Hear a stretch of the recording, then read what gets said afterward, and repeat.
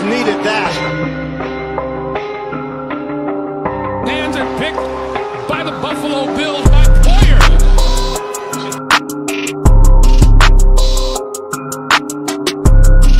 Pass intercepted. Jumping the route was Poyer, and Poyer's got a pick six. There it is, Buffalo.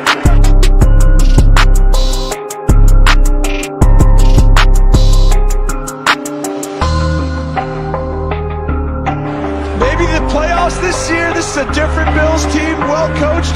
The disguise by Poyer. The streak is over. Jordan Poyer off the deflection, and the Bills needed that. Hands are picked by the Buffalo Bills by Poyer.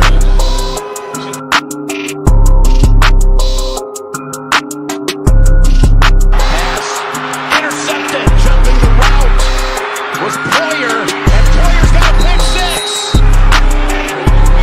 There it is, Buffalo.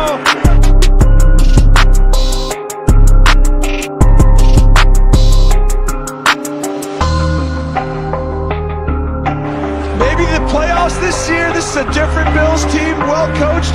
The disguise by Poyer. The streak is over.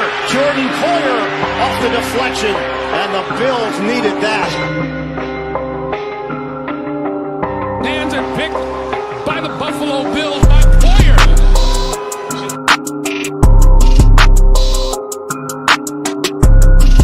Pass intercepted. Jumping the route was Poyer, and Poyer's got a pick six. There it is, Buffalo.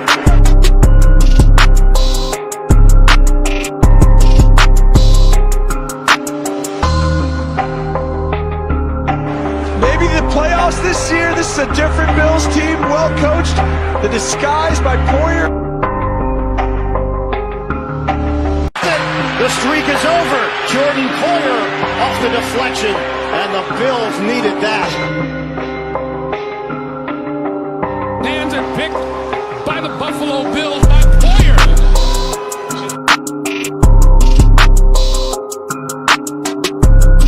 Pass intercepted. Jumping the route was Poyer, and Poyer's got a pick six. There it is, Buffalo.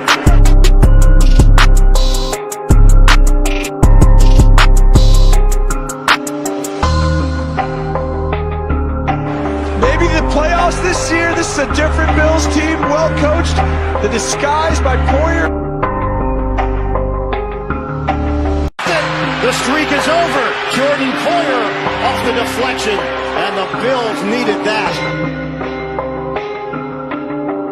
Hands are picked by the Buffalo Bills by Poyer.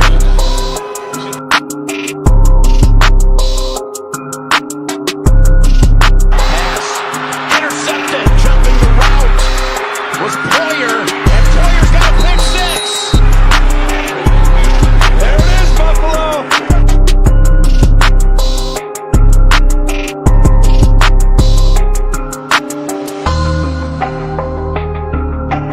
Maybe the playoffs this year. This is a different Bills team, well coached. The disguise by Poyer. What is going on, everybody, man? It's your boy JTM. This is the Cold Front Report, and I have my man Clayton CG Clips Garrett. And as promised, once again for year 2 in a row, I must say, my man, Bill Star Safety, Jordan Poyer. What's going on, Po? What's happening, guys? How you guys doing? Good, man. Good. How you doing, man? You back in Buffalo? Yeah, I'm doing great, man. You know, the sun's out today, so I was a little excited. It was a little chilly still, but the sun's out, so I can't complain. Man, enjoy it, because December is coming faster than you think. What they say in Game of Thrones, winter is coming. Yes, it is coming. Yes, sir. Yes, sir. Clayton, what's going on, man? I'm much, man, excited to be here with Poyer. No, it's going to be a great time. Looking forward to it. So this is Clayton's first interview, so we're going to let him get it started off. I didn't know All that. right. It's the first one. Yes, sir. Okay, let's go then. All right, man. Y'all just got back for your voluntary workouts after the off season. What is it like being back with your new teammates and your old ones as well? Yeah, man. The first day is always like the first day of school. Everybody's all excited. Everybody's all amped up, ready to get back to work. It's always good to see, the old guy, the guys that have been here before. The guys that you've been talking to throughout the off season, and it's almost even cooler to see the new guys that are coming in. Real amped up about the process, real amped up about our facilities. Our facilities are amazing now. So it's just, you just got to keep that same energy throughout the whole OTAs. It's gonna, 2 days. It's easy to go through 2 days and be excited about it. What's important is that we just continue every day. Just coming into work with great energy and great focus and continuing to get better, man. That's what OTAs is about. Awesome, man. That's great. Yeah, man. I mean, speaking of the process, it seems like with these moves in the offseason, you have some new teammates and like Ty Neshke, Cole Beasley, Mitch Morse, John Brown. Seems to us that the process got real. Yes, so 100%. And in the offseason, you're paying attention to a lot of that stuff. How Bean and McDermott are trying to build a team. You see the type of guys that they bring in, and you don't necessarily just you see them in the offseason, but then when you meet them. Great guys, and just really hard workers, guys that wants to be here and want to compete and want to, win a championship at the end of the day. Because at the end of the day, that's every team's goal, and it should be. So when you see the type of moves that they made, that they're serious about the process and they're serious about winning football games here in Buffalo. So I definitely think the fans, Bills Mafia should be excited about what's happening in Buffalo. What you got, Clayton? Oh, yo, this one's going to go way back. Starting from the roots, when you were playing high school ball and you went to Oregon State, what's always been your primary source of motivation throughout the years? That's a good question, man. Ever since I came from a small high school, not very many athletes anyway. Get out of that high school and able to go play Division I and continue on to play in professional league. And so I always almost feel like I've always been an underdog, even coming out of high school, going into college. I wasn't highly recruited. I came into college, I signed at college as a gray shirt. I don't know if a lot of you guys know what that means, but it's basically you're not going to play the first season. You're going to come in during winter time and basically start there. Fortunately, there was a guy who didn't make his grades, and so he wasn't able to come during the summertime. So they bumped me up to come during summertime for training camp. I just came in and competed, man, and nobody knew who I was. I probably a half-star recruit coming out of high school, and nobody knew who I was, and I just came in with that chip on my shoulder, like I wanted to be known. I wanted to be the one everybody talked about every day at practice. I want to be the one making plays. And people talking about that, in their offensive and defensive meetings. And I think I just always held that chip on my shoulder that, and I still feel that way. I still feel that way right now, the situation that I'm in, that I always got something to prove. Each week, each day, each week, each game. And, I think that as long as I continue to hold that chip on my shoulder, I work hard at my craft. I'm not the biggest guy out there, I ain't the strongest guy out there, I ain't the fastest guy out there. But I work hard. I work hard in the classroom, work hard in the weight room. I just want to continue to do that. And, my family's a huge motivation for me. They've stuck with me since day one. Always coming to my games, always support me, win or lose. What's funny is my mom, dad, I've always been the same. They'll keep it 100,000 with me. If I play crappy, if I play good, it's always something that they point out, like, Jordan, why you give up this? So it's always like they always keep me humble. And so I think that's been one of the biggest chips on my shoulders throughout my career, is just playing like you always got something to prove, and I'll continue to do that.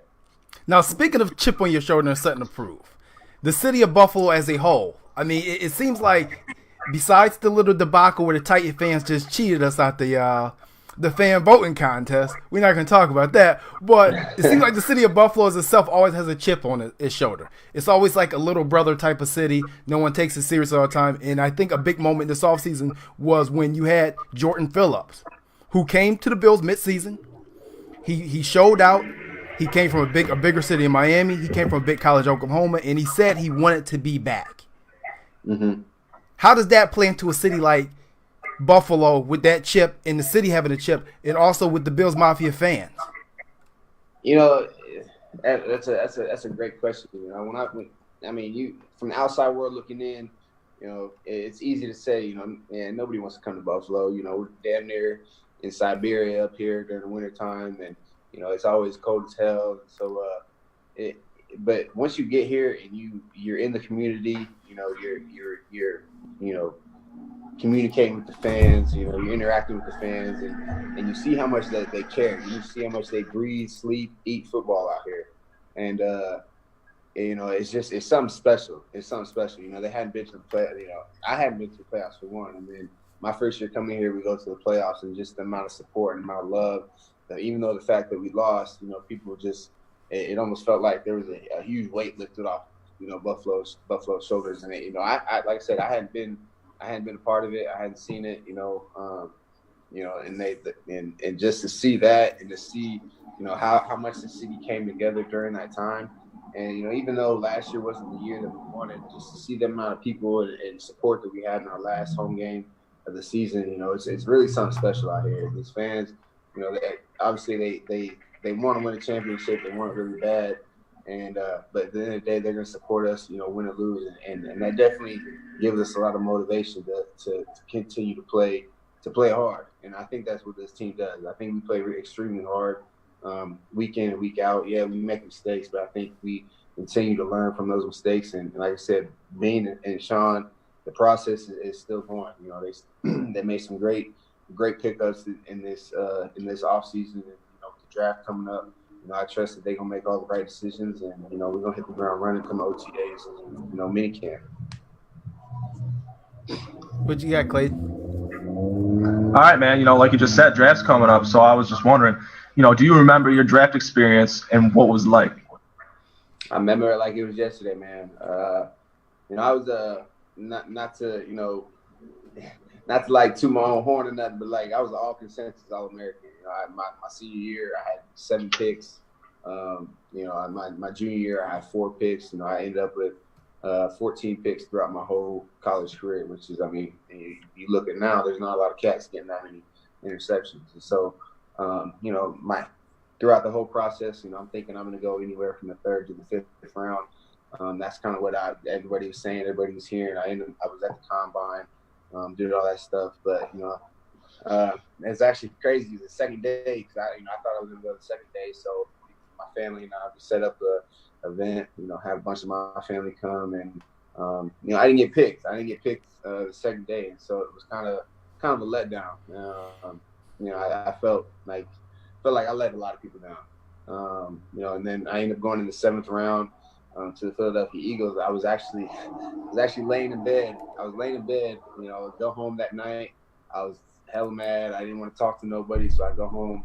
I just go straight to my room. I'm just by myself, you know, for that night. I wake up in the morning, you know, draft's going on. I think it's round 6. I wake up, still don't get a call. Finally, you know, got a call from the Eagles, and it was 7th round, you know, pick 218. And, you know, it was almost like a lot of weight was lifted off my shoulders. I just kind of wanted the opportunity. I wanted my foot in the door. I didn't really care where I went. Obviously, yeah, everybody wants to go high pick, whatever. But, you know, I just wanted an opportunity just to say I had the opportunity. At the time, I didn't know, you know, I'd be here year 7, you know, talking to you guys about, you know, being here in Buffalo trying to win championships. You know, at the time, I just wanted my foot in the door to be able to prove something. And it was a long process. You know, I think every rookie, you know, I know every rookie goes through it. You finish your college season, you go off to do your combine prep, you know, do the draft, and you go straight to OTAs. Straight to OTAs, you get about 40 days off, and you come straight to training camp.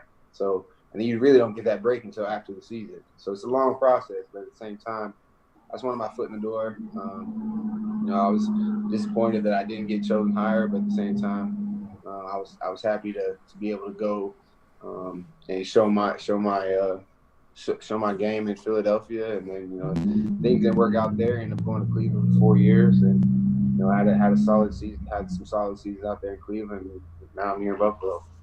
And speaking of solid seasons, right? last season, a lot of Bills fans, we were up in arms. We thought you had a phenomenal first year with the Bills, and you topped it last year, and yet no Pro Bowl. And we thought that you were more than deserving to be in the Pro Bowl. Does that motivate you too as well? Does that add to the chip? 100%. No, 100%. And yeah, 1,000%. But at the same time, I want to win. And like I said, we compete. And I have some great teammates around me that. We all feel like we make each other better. I'm talking to the secondary. I mean, yeah, defense, but like for most part, our secondaries, we're seeing each other every day. We're communicating every day. We're talking, even off the field every day. And I feel like we all make each other better in a sense. And then, I love Michael Hyde. I love Trey White. EJ Gaines, he was here in the playoff run. Levi Wallace, and even the new guy they brought in with Kevin, and it's just a really good group of guys. That I feel like I feel scared to let down. I don't want to let them down on Sundays. So, and I know they don't want to let me down. So I think that's where our group comes really close together. And the Pro Bowl is what it is. I feel like these days it's more a popularity contest than anything. And so if it happens, it happens. But my job is to go out there each week and do my job and help our team win football games. Pro Bowl happens, it happens. Obviously, yeah, you want to be a little salty about it, but what can you do other than let it fuel you for the next season? All right. Right.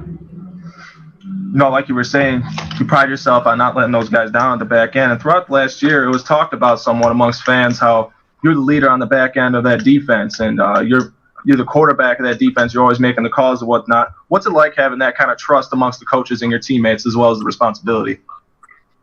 Well, first you got to earn that trust, and once you have it, I mean, it's a feeling that you really can't explain. I hadn't been anywhere, Cleveland, you can say whatever, but I hadn't been anywhere where a team actually trusts me in a sense to where they feel comfortable enough with me to go out there.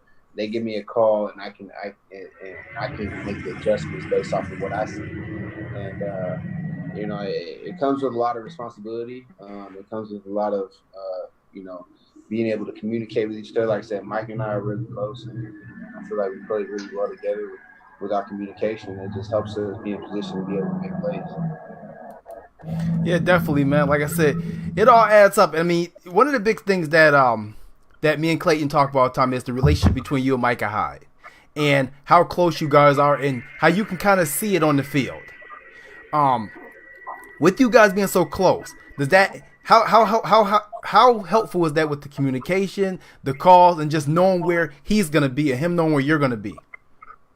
It's huge, and it's like we're always talking the same language. Like he sees something, I see it the same, or even if I see something different and we disagree on something, we come to a conclusion on how why we see it the same way.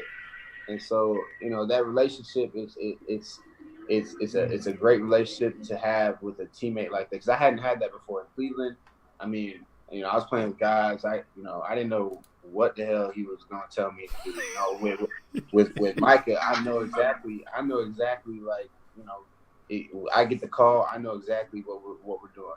We both know exactly what each other's doing, and so that way, we're able to disguise, how we want to disguise and move the way we want to move. There's calls where I'll move off of him. I'll move off of him if he wants to disguise something, and then walk down into an eight-man box. I'll disguise off him, and vice versa. So it's almost like we won't be talking to each other, but we know exactly what each other's going to do in a certain situation. So I think we're just going to continue that bond and continue to work well together, and I think it'll just take us as far as we want to go. So we saw a video and some pictures that you guys now have the facility of facilities. I mean, the Pagulas went all out for you guys. Mm-hmm. I mean, give us some insight on this eighth wonder of the world.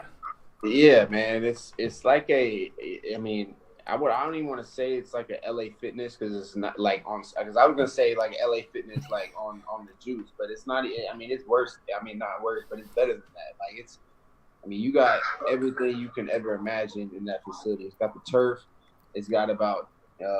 It's got to have to be about 30 racks of weights. And the music always blasting in there. It's huge. It's open. It's out in the open and. You feel like you're really getting better. I mean, these past 2 days I've been in there, and I feel like, just a whole different person just working out in there. And, they got these new projectors that'll come down. You can do your walkthroughs on it. And, the nutrition's 10 times better. They got cryotherapy now. They got red light now. They got, anything you think of, they had. And so, like I said, it gives us so much motivation to know the doulas are trying to take care of us. We go in there with that motivation, like, all right, let's go get better. We here now, like, let's go get better. And so, it's amazing, man. And I've never seen a facility like it. I've never seen a gym like it, in anywhere in the world I've ever been. So, it's awesome. They put a lot of money in it, but they put a lot of time in it too. They put a lot of time and effort in it, and it's really cool. It's really cool. 18 million to be exact. If the numbers are correct. I wasn't going to say the number. I wasn't going to say the number. Who said it? Yeah, it's a lot of money. So it's pretty cool. Speaking of money, Clayton, you got some questions about his charity work? Yeah, man. I'm just curious. If you got anything going on soon, or what you do specifically. Yeah, so I work with Camp Good Days.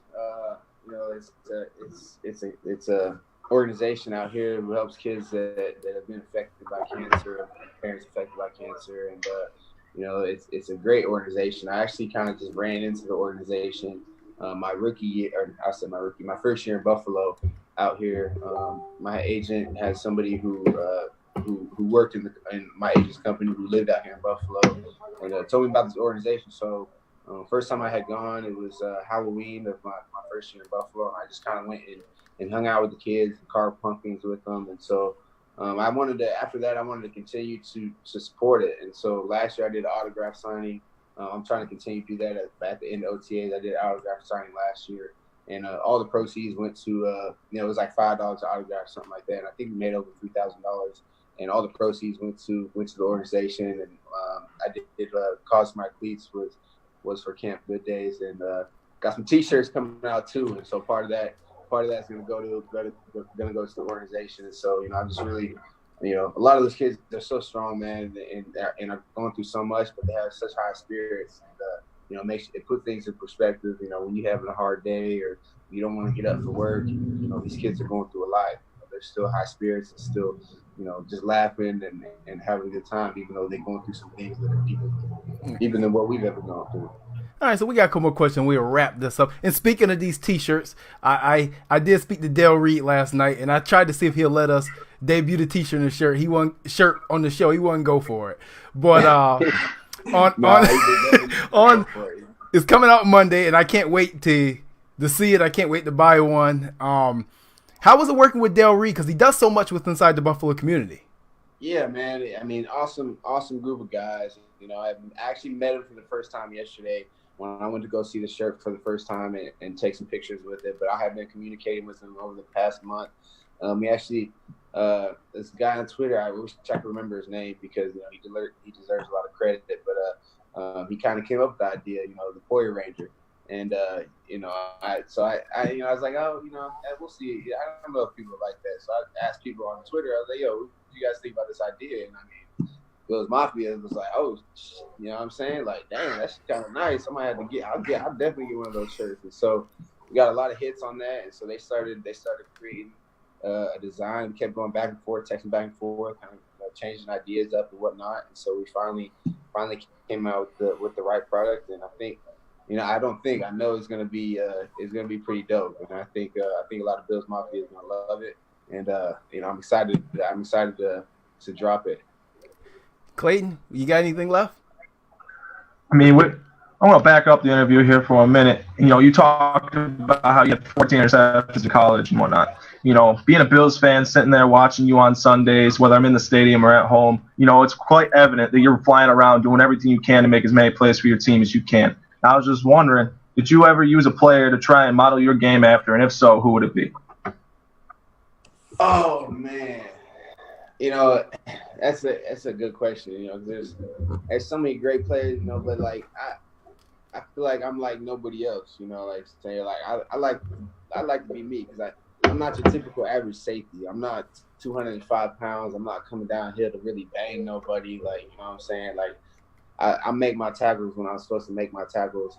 I'm a miss tackles. Everybody misses tackles, you know what I'm saying? But at the same time, I never really wanted to model my game after anybody just because everybody plays different. Everybody thinks different. And, for me, I think my best attribute is being able to see the field and being able to understand concepts and being able to understand, where I'm supposed to be, when I'm supposed to be there. I love watching people play, though. I love watching Earl Thomas play. I love watching Eric Berry play. I love watching Harrison Smith play.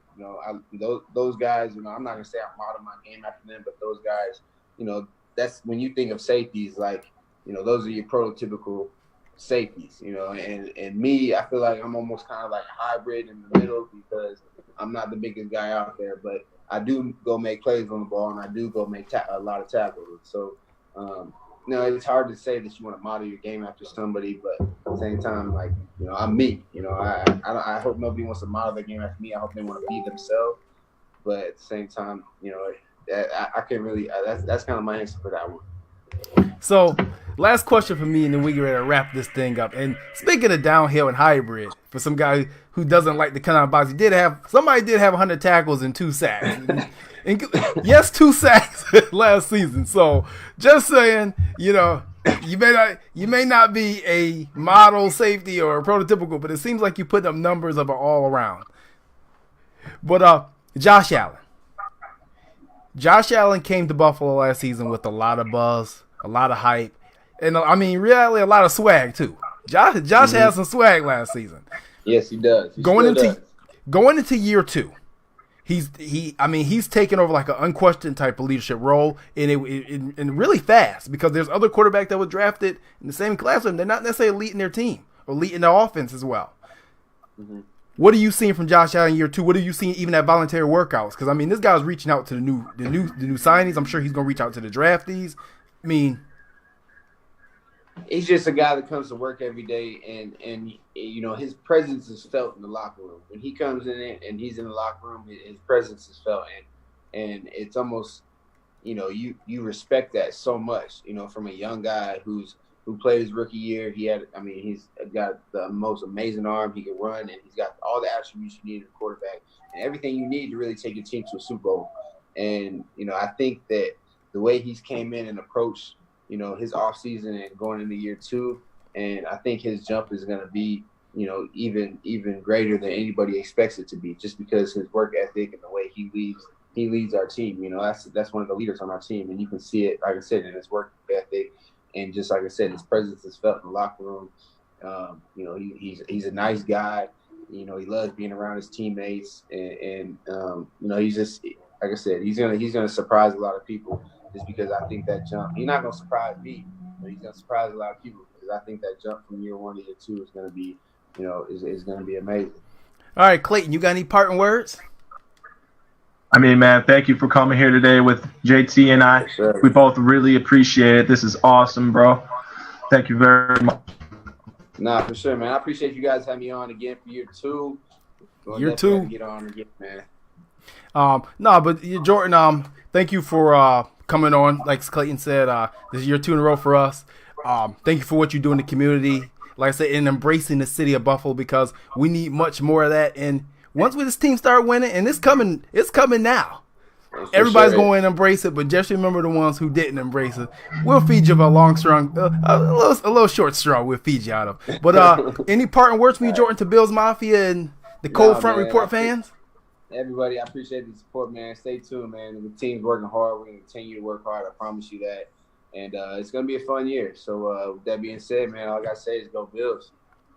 All right, people, and we are signing off. Like I said, thank you to our guest, Jordan Poyer, for joining us. Stay tuned to Monday for that Go Poyer Ranger shirt that's coming out for 26 shirts. Shout out to our sponsor, Cold Socks and Dan Gambino, and the rest of our Cold Front fans and our compadres. And much respect and prayers for Pancho Villa. We know you're out there fighting, brother. We're still with you. Love you, man. All right. But other than that, man, we will catch y'all next time. We'll see who we bring on next, man. The streak is over. Jordan. All right, thanks, Jordan. Appreciate it, bro. Thank you, bro.